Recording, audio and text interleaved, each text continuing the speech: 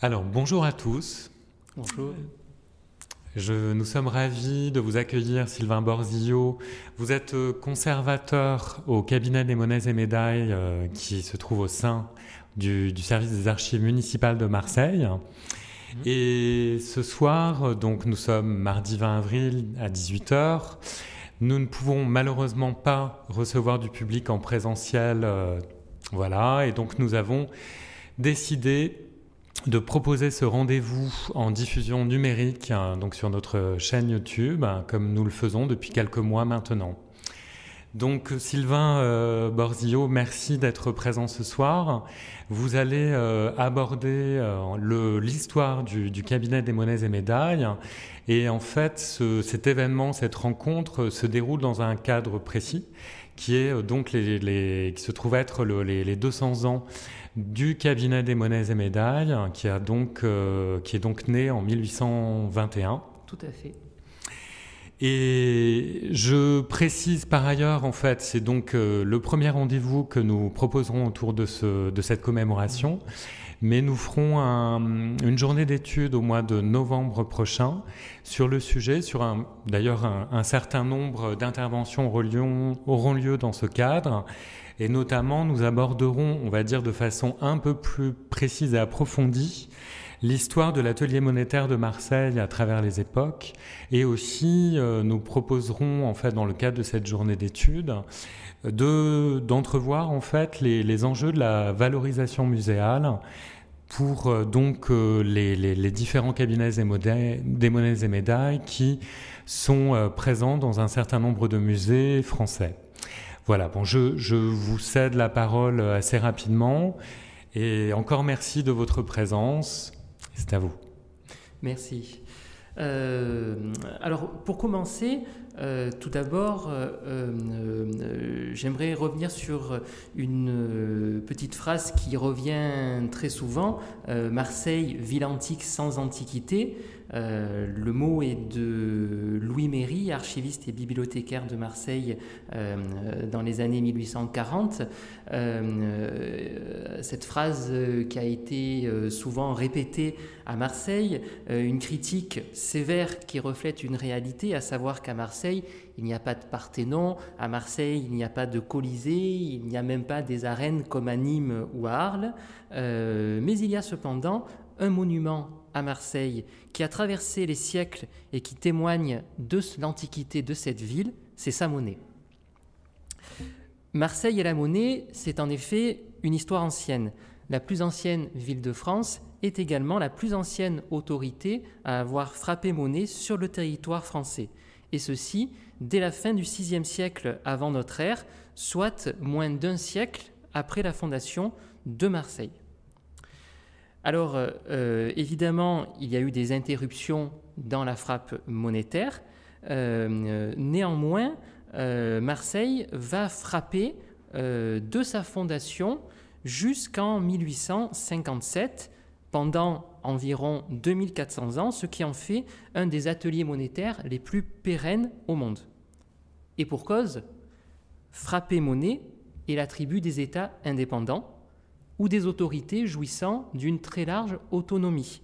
Aujourd'hui encore, frapper monnaie, c'est être souverain ou détenir une part importante de souveraineté. La création d'un cabinet des monnaies et médailles à Marseille en 1821 constitue donc un aboutissement logique à cette relation étroite et ancienne que Marseille entretient avec la monnaie. À l'occasion du 200e anniversaire de cette institution, je vais donc évoquer avec vous un petit peu l'histoire de cette success story marseillaise, ses débuts, ses heures de gloire, mais aussi les temps difficiles que cette institution a traversés. Alors embarquons un petit peu justement pour ces 200 ans d'histoire du cabinet et commençons par les débuts. Alors, petit détail amusant, l'histoire du cabinet des monnaies et médailles de Marseille ne commence pas à Marseille, mais à Aix-en-Provence. Très exactement au numéro 14 du cours Mirabeau, qui abrite l'hôtel particulier des Foristes de Saint-Vincent. Alors, nous voyons ici donc Jules Faurisse de Saint-Vincent à gauche et Alexandre Faurisse de Saint-Vincent à droite. Jules et Alexandre appartiennent à la meilleure noblesse provençale. Ils mènent de brillantes carrières politiques tous les deux, tour à tour conseiller au Parlement de Provence, puis président à Mortier. Le père et le fils suivent exactement le même parcours. Ils ont également un point commun qui est une passion pour l'histoire et les antiquités, plus particulièrement l'histoire et les antiquités de Provence. Pendant un siècle, tout au long du XVIIIe siècle donc, ils vont entasser dans leur hôtel particulier du cours Mirabeau livres rares, manuscrits, inscriptions, objets archéologiques et bien entendu monnaies anciennes. Ils vont ainsi se constituer un incroyable cabinet de curiosités qui attire savants et amateurs d'art de toute la France. Mais Alexandre Faurisse de Saint-Vincent connaît parallèlement de graves déboires financiers à la fin de sa vie. À sa mort en 1819, il est criblé de dettes et ses héritiers doivent vendre l'ensemble de l'héritage très rapidement. Les collectionneurs, bien entendu, se frottent les mains.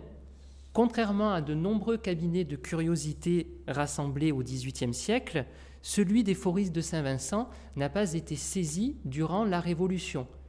Les Faurisse de Saint-Vincent étaient en effet des personnes très ouvertes aux Lumières, très aimées à Aix, et ils ont pu traverser la Révolution sans trop d'encombre, et leurs biens n'ont pas été saisis par les autorités révolutionnaires. Leur cabinet est donc intact et en 1819, il est prêt à être dispersé. Heureusement, un homme veille au grain. Cet homme, c'est le cousin d'Alexandre, Faurisse de Saint-Vincent, et préfet des Bouches-du-Rhône, Christophe de Villeneuve-Bargemont.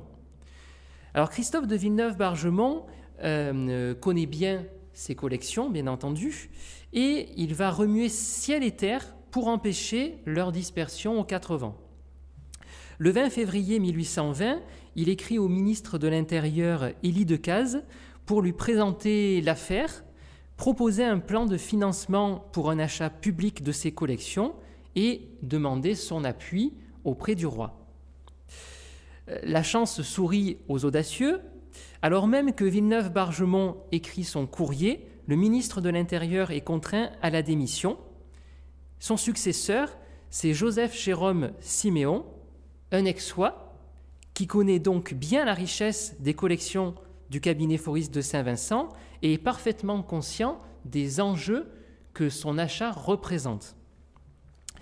Le 13 mars, Joseph Jérôme Siméon répond donc au préfet des Bouches-du-Rhône qu'il soutient son action, à charge pour lui de réunir les fonds publics nécessaires à l'achat de cette collection estimée à 80 000 francs or, ce qui représente à l'époque une fortune très importante. Quelques mois plus tard, Villeneuve-Bargemont parvient à ses fins. Miraculeusement, il met d'accord le département des Bouches-du-Rhône, les villes d'Arles, d'Aix-en-Provence et de Marseille, afin de faire un achat groupé et une répartition des collections des Faurisse de Saint-Vincent. Suite à cet accord de financement et de partage, le roi Louis XVIII, sur proposition de son ministre de l'Intérieur, autorise l'achat public des collections des Faurisse de Saint-Vincent par une ordonnance donnée à Saint-Cloud le 31 juillet 1821. Donc on a ici la copie de l'ordonnance royale qui autorise cet achat. C'est donc l'acte fondateur de création du cabinet des monnaies et médailles de Marseille. Parce que Marseille, dans cette histoire, s'est débrouillé pour récupérer la plus belle part du cabinet. En effet, le maire de Marseille, Jean-Baptiste de Montgrand, manœuvre en coulisses pour que sa ville récupère le fleuron du cabinet de curiosités des Faurisse de Saint-Vincent, la collection des monnaies et médailles accompagnée de tous les livres rares traitant de numismatique. En dépit d'une situation financière qui n'est pas florissante dans ces années 1820, le maire Jean-Baptiste de Montgrand réunit tout de même 18 000 francs or en contractant un emprunt sur 9 ans. Une somme considérable, mais qui permet à la ville de récupérer donc la plus belle part du cabinet de curiosités des Forisses de Saint-Vincent. Aix-en-Provence récupère de son côté les objets archéologiques, une partie de la bibliothèque, et Arles le restant de la bibliothèque. Le département verse également une subvention de 15 000 francs or pour permettre cet incroyable achat public qui constitue un exemple finalement de coopération entre collectivités territoriales en vue de sauver le patrimoine régional. C'est ainsi donc que naît en 1821 le cabinet des monnaies et médailles. Donc, ce cabinet a pour parrain finalement un roi, un préfet et un maire. Alors, on peut se poser la question, un cabinet des monnaies et médailles à Marseille en 1821, mais pourquoi faire ? D'autant que le contexte marseillais dans ces années 1820 est particulièrement sombre. Les guerres de la Révolution et de l'Empire ont ruiné le commerce marseillais. Le retour des Bourbons en 1815 a certes ramené la paix, mais pas la prospérité. La crise économique génère une crise sociale et la situation semble sans espoir sur Marseille. Dans ce contexte, la création d'un cabinet des monnaies et médailles, c'est-à-dire d'un centre de recherche sur les monnaies et médailles anciennes, prend tout son sens. Il s'agit en effet de tenir son rang face à Paris, qui possède le plus beau cabinet des monnaies et médailles de France, et de trouver dans ces monnaies et médailles, qui sont les témoins d'un passé ancien et prestigieux, les ressources à la fois intellectuelles et morales pour se relever et faire à nouveau briller Marseille. Le tout nouveau cabinet des monnaies et médailles de Marseille est rattaché à la bibliothèque municipale de Marseille, qui est installée dans l'ancien couvent des Bernardines, donc l'actuel lycée Thiers. Donc sur cette illustration, on voit la chapelle des Bernardines et la partie la plus ancienne avec l'entrée au premier plan du musée des Bernardines. Le site accueille en effet tout un pôle culturel et éducatif. On y trouve à la fois le lycée de Marseille, l'école des beaux-arts, le musée-muséum, un jardin botanique, l'académie des sciences, lettres et arts, et bien entendu le cabinet des monnaies et médailles. Ce cabinet connaît des débuts plutôt modestes. Les collections sont en effet remisées dans une salle au 2e étage de la bibliothèque municipale où elles sont mélangées aux monnaies et médailles issues des saisies révolutionnaires. Le bibliothécaire Louis-François Geoffrey, qui est de facto conservateur du cabinet des monnaies et médailles, n'est pas numismate. Il a donc une connaissance très limitée de ses collections. Néanmoins, en 1833, il recrute un aide bibliothécaire, Jean Fautrier, qui lui est un fin connaisseur des monnaies et qui va rédiger pendant 10 ans un catalogue exhaustif des collections rassemblées au cabinet des monnaies et médailles de Marseille.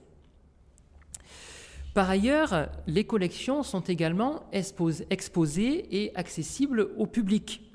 Dans le journal du Sémaphore, daté du 24 juillet 1833, nous apprenons ainsi que les monnaies sont exposées méthodiquement dans une suite de montres vitrées, c'est-à-dire de vitrines, qui portent chacune un numéro indicatif.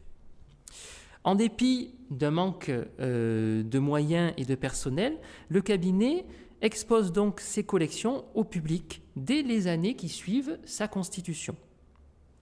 Les successeurs de Geoffrey, Louis Méry et Joseph Autran, ne s'intéressent cependant guère au cabinet qui tombe un petit peu dans l'oubli.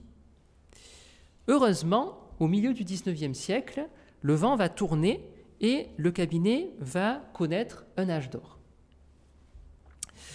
La renaissance du cabinet des monnaies et médailles de Marseille se joue en plusieurs étapes.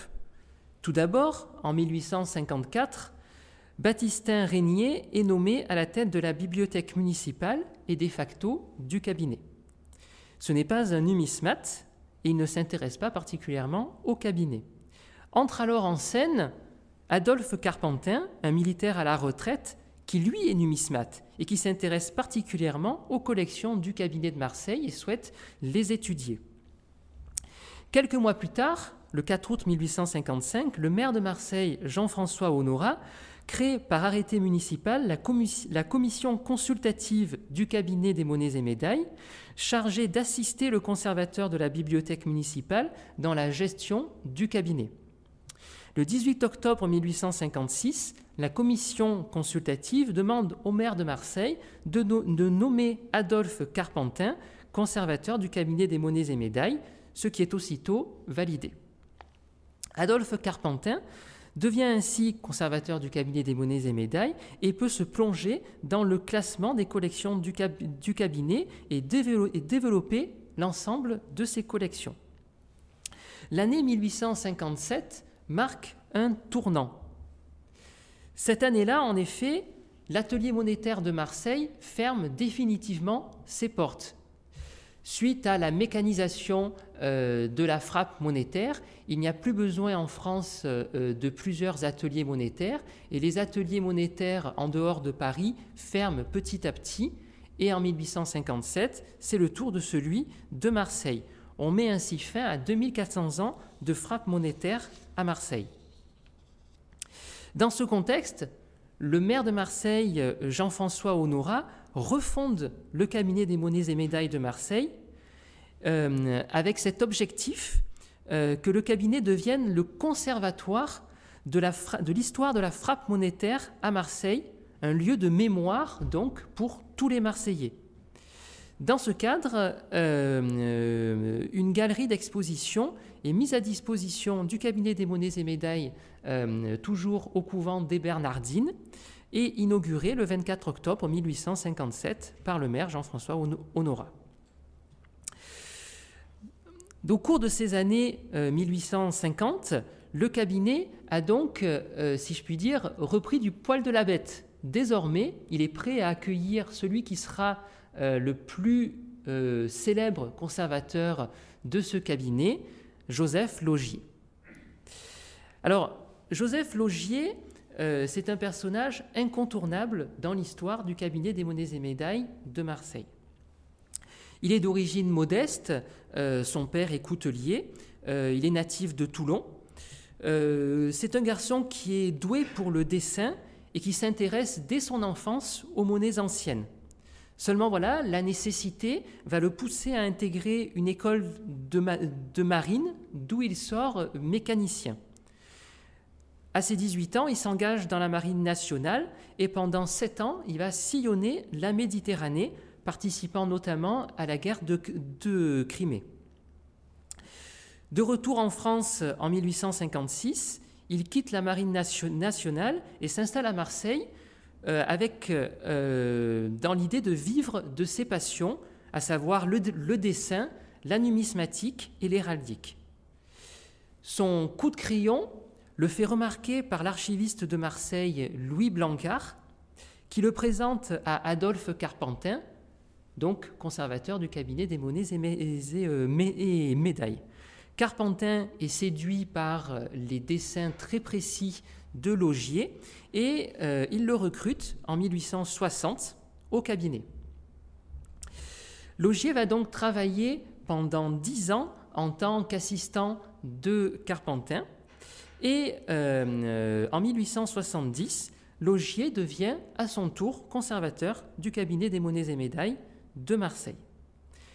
Il va être à l'origine d'une politique d'acquisition très importante, permise par des moyens financiers accordés par la municipalité très importants également. Et c'est réellement Laugier qui va faire du cabinet des monnaies et médailles de Marseille le premier cabinet de France en dehors de Paris. Alors, son activité débordante lui vaut la reconnaissance du monde savant. Laugier est élu à l'Académie des lettres, sciences et arts de Marseille en 1872, puis correspondant à l'Académie d'Aix-en-Provence en 1879. Il devient membre correspondant de la Société française de numismatique en 1881, membre honoraire de la Société royale de numismatique de Belgique en 1892. Il est décoré officier d'Académie en 1881 et officier de l'instruction publique en 1888. Donc un personnage vraiment reconnu pour son action en tant que conservateur du cabinet des monnaies et médailles et numismate. Ces honneurs, Laugier les reçoit avec recul. Ces carnets illustrés montrent bien, ainsi que ces courriers, que l'homme est sérieux, mais ne se prend pas au sérieux. Il pratique une forme d'humour et d'autodérision qui le rendent particulièrement sympathique. Sa mort survient le 19 décembre 1901, alors qu'il travaille encore pour le cabinet. Cette nouvelle attriste jusqu'aux journaux locaux, puisque le Petit Provençal lui rend ainsi hommage. Le distingué conservateur des médailles, quoique d'origine toulonnaise, était marseillais de cœur. Il possédait sur le vieux Marseille de précieux et intéressants souvenirs qu'il aimait à évoquer avec une bonhomie charmante et un esprit toujours en éveil. Le père Laugier, comme on l'appelait non sans une affectueuse déférence, était un anecdotier toujours écouté avec plaisir. Alors revenons un petit peu au cabinet du temps de Laugier et aux collections. Comme je le disais, avec Laugier, le cabinet connaît un âge d'or. Laugier bénéficie de crédits très importants dans les années 1880-1890 qui vont lui permettre de développer une politique d'acquisition tout azimut. Ses goûts éclectiques permettent en outre de développer des séries jusque-là peu ou pas du tout représentées dans les collections du cabinet de Marseille, notamment les monnaies des papes et des légats pontificaux à Avignon, les monnaies des princes d'Orange, les monnaies de Monaco, de l'ordre de Malte, mais également les monnaies arabes et d'Extrême-Orient. Il n'en oublie pas pour autant le cœur du médaillé, à savoir les monnaies de Marseille. Laugier bénéficie aussi de la générosité de collectionneurs marseillais qui donnent ou vendent en exclusivité au cabinet de Marseille leur collection numismatique. C'est le cas par exemple de la collection André Martin, qui est acquise en 1875 et qui se compose de 8911 monnaies anciennes, dont 103 en or. Les années Laugier sont également celles du déménagement du cabinet des monnaies et médailles au Palais Carly, donc Palais des Arts qui vient juste d'être terminé, œuvre de l'architecte Henri Espérandieu. Au Palais Carly, le cabinet des monnaies et médailles va pouvoir bénéficier d'une salle spécifiquement conçue pour l'exposition des monnaies et qui va permettre l'accueil d'un public bien plus important qu'aux Bernardines, ce qui va contribuer à faire connaître le cabinet non seulement auprès des chercheurs, des numismates, mais également du grand public marseillais. Toutefois, la mort de Laugier signe la fin des années fastes du cabinet des monnaies et médailles de Marseille et l'entrée dans un XXe siècle tout en contraste. Le XXe siècle commence en effet par une terrible catastrophe pour le cabinet des monnaies et médailles de Marseille.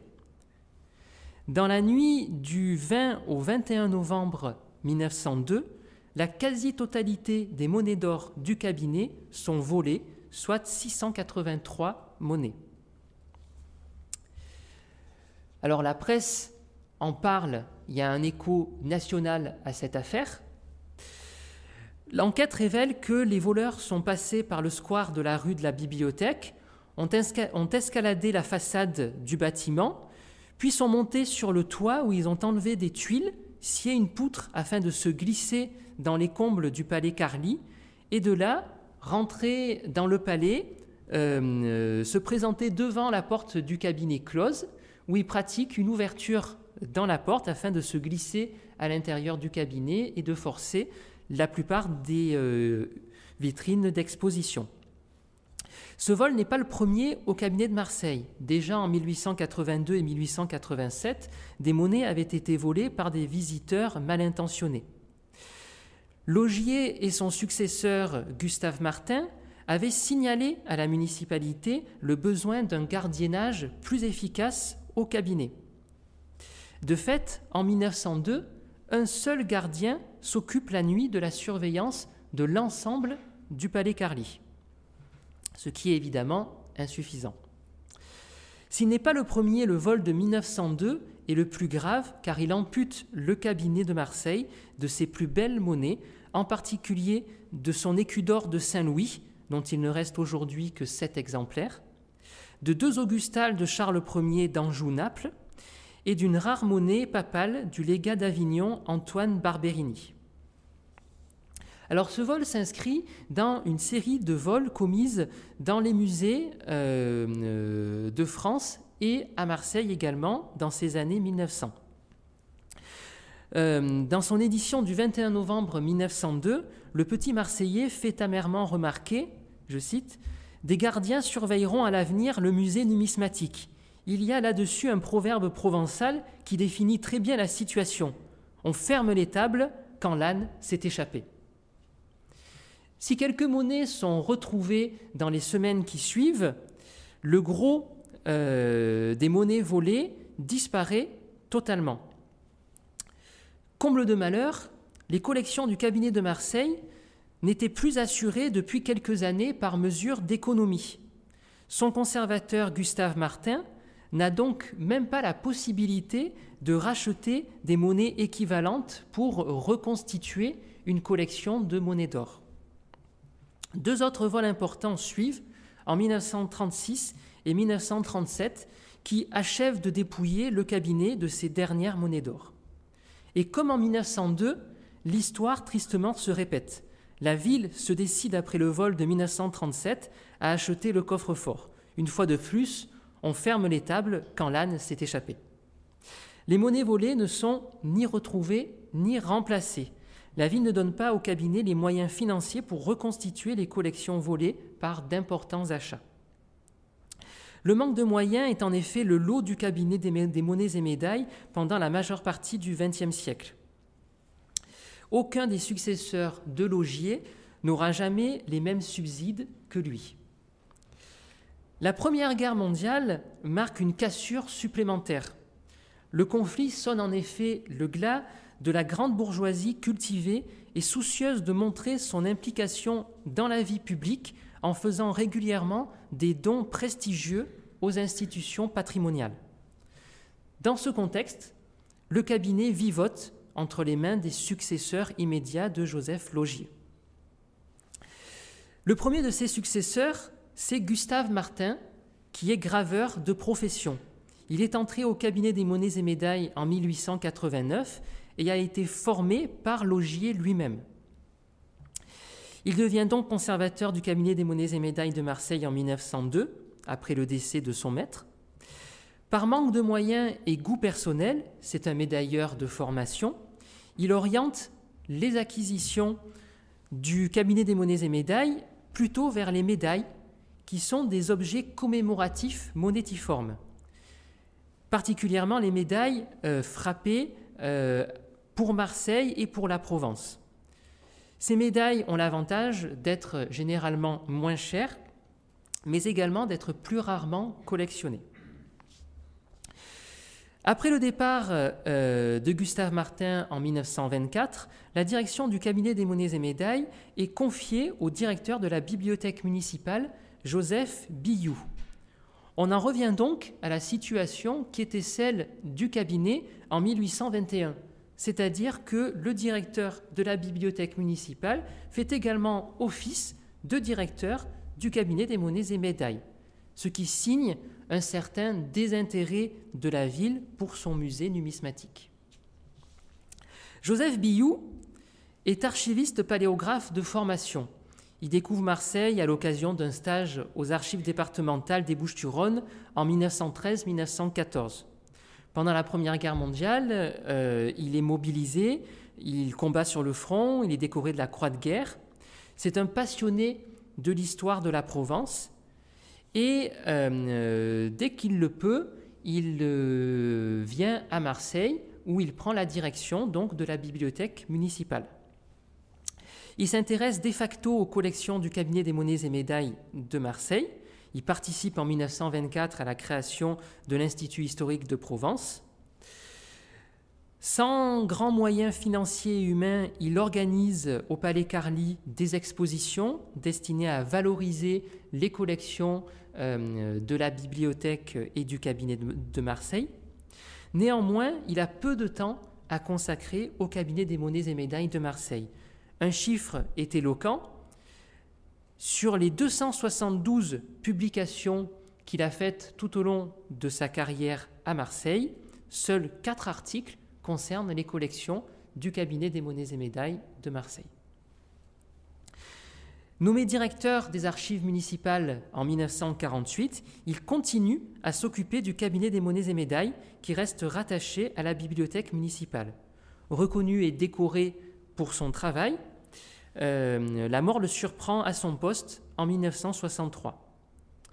Le fait le plus marquant de son action en tant que conservateur du cabinet des monnaies et médailles reste la mise à l'abri des collections du cabinet de Marseille en 1942 afin d'éviter que celles-ci ne soient pillées par les Allemands lors de l'invasion de la zone libre en novembre 1942. Petit détail piquant, le Petit Journal rapporte cette information dans un article intitulé « Les musées de Marseille déménagent », article publié le 20 novembre 1942, 40 ans jour pour jour après le vol de 1902. Les années Millau, de 1924 à 1963, amorcent également pour le cabinet des monnaies et médailles un rapprochement avec les archives municipales. Ce rapprochement progressif se confirme dans les années qui suivent. Le successeur de Billoux aux archives municipales, Bernard Lemay, fait également office de conservateur du cabinet des monnaies et médailles de Marseille, de 1964 à 1968. Puis son successeur, Arnaud Ramière de Fortanier, de même, entre 1969 et 1984. En 1969, justement, la bibliothèque municipale de Marseille quitte ses locaux historiques du Palais Carly pour s'installer près de la gare Saint-Charles. Les archives municipales s'installent au Palais Carly à la place de la bibliothèque municipale et le cabinet se retrouve officiellement rattaché aux archives municipales. Ce rattachement se justifie notamment par le fait que les collections du cabinet des monnaies et médailles constituent les archives métalliques de Marseille et de la Provence, donc une source primaire pour l'histoire de Marseille et de la Provence, de la même façon que les archives papier des archives municipales de Marseille. À partir de 1970, une commission numismatique est créée par le comité du Vieux Marseille afin de seconder le directeur des archives municipales pour la gestion du cabinet des monnaies et médailles de Marseille. Ce regain d'intérêt est couronné par la nomination en 1972, pour la première fois depuis 1924, d'un conservateur spécifiquement dédié au cabinet des monnaies et médailles de Marseille. Dans les années 70 et 80, le cabinet renaît. Conférences, expositions, publications attirent l'attention des chercheurs, du public et de la municipalité sur les richesses de ce cabinet qui, malgré les vols et ses meurtrissures de la première moitié du XXe siècle, demeure le plus important cabinet de monnaies et médailles de France en dehors de Paris. Quand les archives municipales de Marseille déménagent à la Belle de Mai au tournant du XXIe siècle, le cabinet fait de même et propose au public une nouvelle salle d'exposition de 150 mètres carrés afin de mettre en valeur l'histoire monétaire de Marseille et de la Provence. Alors, pour conclure sur ces 200 ans d'histoire du cabinet des monnaies et médailles de Marseille, on voit que c'est une histoire riche et mouvementée. Depuis l'achat fondateur de la collection des Foris de Saint-Vincent en 1821, le cabinet a alterné périodes fastes et néfastes. En dépit des épreuves et de moyens humains et financiers globalement limités, il poursuit toujours l'objectif qui lui a été fixé par les maires de Marseille, Jean-Baptiste de Montgrand et Jean-François Honorat, respectivement en 1821 et 1857. Ces objectifs sont, d'une part, être un centre de recherche ouvert à tous et dédié aux monnaies anciennes, et d'autre part, être le conservatoire de l'histoire monétaire de Marseille et de la Provence. Riche de collections variées et d'une bibliothèque de numismatique, il demeure, comme je le disais, le premier cabinet de France en dehors de Paris. Aujourd'hui, sa salle d'exposition est fermée pour des raisons de conservation, mais le cabinet des monnaies et médailles continue de recevoir chercheurs et numismates. Il prête régulièrement ses monnaies pour des expositions en France et à Marseille. Il propose des conférences et des publications, ceci dans la perspective d'une rénovation de sa salle d'exposition située à la Belle de Vée. Rénovation qui permettrait de présenter au public un double parcours à la fois permanent sur l'histoire de la monnaie à Marseille et en Provence, et parcours temporaire renouvelé chaque année. Merci beaucoup, Sylvain Borzillo. C'était absolument passionnant de retracer justement l'histoire de ces collections, qui sont, je pense, assez peu connues du public, et vivement qu'elles soient ouvertes au public, que ces salles dont vous parlez et qui vont être complètement réaménagées soient ouvertes pour qu'on puisse justement admirer cette collection. Pour faire le lien avec les collections de ce cabinet des monnaies et médailles, sachez qu'on a aussi une petite collection en fait de monnaies au sein des vitrines antiques notamment et proto-historiques du musée d'histoire de Marseille. Mais c'est vrai qu'un vrai travail aussi de refonte et de réflexion sur une mise en valeur de ces collections doit être refait également à notre niveau. Donc c'est vrai que c'est très intéressant de pouvoir travailler ensemble sur ce sujet, et donc je pense que ce sera un sujet qu'on approfondira par la suite. Voilà, donc encore merci Sylvain Borzillo. Merci à vous. Et donc le prochain rendez-vous sur ce sujet, j'espère, sera en présentiel, puisque au mois de novembre, a priori, donc on sera, j'espère, sorti de cette situation sanitaire. Et encore une fois, voilà, donc nous ferons une rétrospective aussi de l'histoire des ateliers monétaires à différentes époques, à l'époque notamment grecque aussi, bien sûr. Et nous aborderons également en fait ce sujet au travers des différentes collections. Vous parliez de la collection de la Bibliothèque nationale de France, notamment. Donc le conservateur du cabinet des monnaies et médailles de la BNF sera invité également à participer à cette journée d'études. Voilà, donc je vous invite à approfondir le sujet par la suite au mois de novembre prochain. Et vous aurez l'occasion d'être informé de cela plus tard. Voilà, donc je vous remercie. Le prochain rendez-vous des Mardis de l'Histoire aura lieu en mai.